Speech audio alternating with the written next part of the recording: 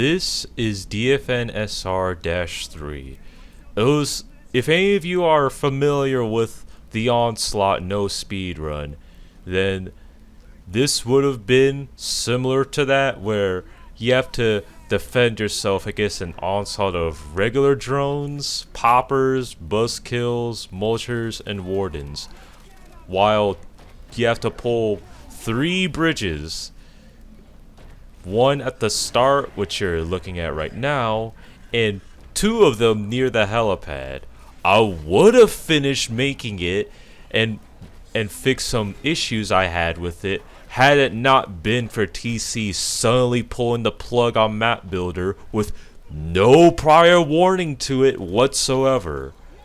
Speaking of Map Builder, let's discuss as to why it was such wasted potential.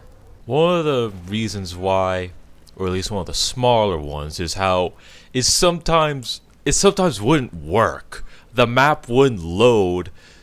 It wouldn't load the preview, thus not allowing you to not only create a thumbnail, which was required to even publish a hive, but also know if you like the map layout or not if you see it with your own eyes. There's only so much an outline shows if you don't see what it looks like yourself.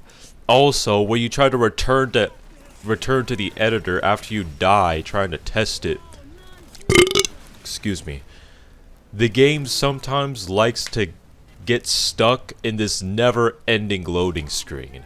Furthermore, tiles that were made for spawning enemies would sometimes would be closed shut for whatever reason. It was somewhat broken, so it was small, but it was something that held back Map Editor. Another reason for its wasted potential was the limited amount of modifiers and enemies in it. All you get is the 8 default ones. No reflective shield scions, no healings heavies, no heads up, nothing.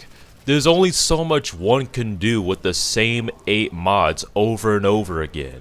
It made making my own custom hives, which I featured on this channel a couple times, significantly harder because of this. I want to include shock drones. I want even tougher enemies. I wanted shielded heavies, but I couldn't do that, therefore severely limiting my creativity when it came to making hives. There's also how TC added DBs into the mix in Malfunction and Split, which do not appear in Map Builder, along with Mist or whatever, seen in the Railline Horde map and the Mist Hive. The only DBs that you could put in Map Builder were Rejects, Stumps, and Bastions. Those are it. I know that DB enemies behave similar to some of the Swarm enemies, but there were some key differences that made them separate from one another. To add insult to injury, in Operation 5, Horde got new modifiers every single day that weren't the default ones, and Locust enemies were put into the game around Op 6 and the Lambent enemies in Operation 7, but Map Editor didn't get that same treatment for whatever reason. So not putting any new enemies just further limits creativity amongst map builders. Probably the biggest reason why Map Builder wasn't as popular was because you didn't get any Tour Duty stars, nor did you get any XP. I know that there's people that'll say, oh, people will just farm XP over and over again. But then you have to realize that Custom Versus allows you to farm Versus achievements and stars. And also, Surge runs existed for farming XP and cards. So I don't want to hear any of this nonsense about how people just use custom hives in order to farm shit over and over again. It's like, why? Why not give players Tour Duty stars and XP when you allow them to earn those things in custom versus games. I don't get it. I don't get it. It makes no sense to me whatsoever. I think it's a accumulation of all these faults with Map Builder, along with Escape just not being very popular.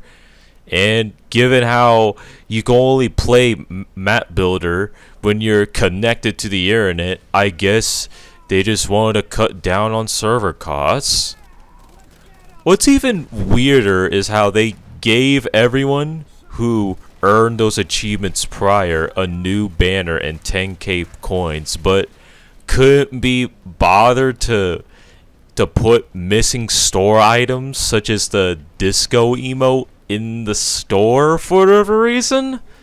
Oh no, TC's priorities is just so weird sometimes. It's a real shame. It's a real shame that they had to come to this. Map Builder could have been so much more if TC just put in the effort to make it more worthwhile. It makes me a little bit sad because I like the idea of making your own hives, especially after TC stopped releasing official ones after the mist. There's so many possibilities that it could have been nearly endless had TC just bothered to do anything else to make the mode not regulated to only achievement farming. It just further showcases how instead of trying to make the mode more appealing, TC just gives up on it because no one's playing it. I guess we should just give up on it instead of making it more appealing, just like Gridiron. See you all in the next video.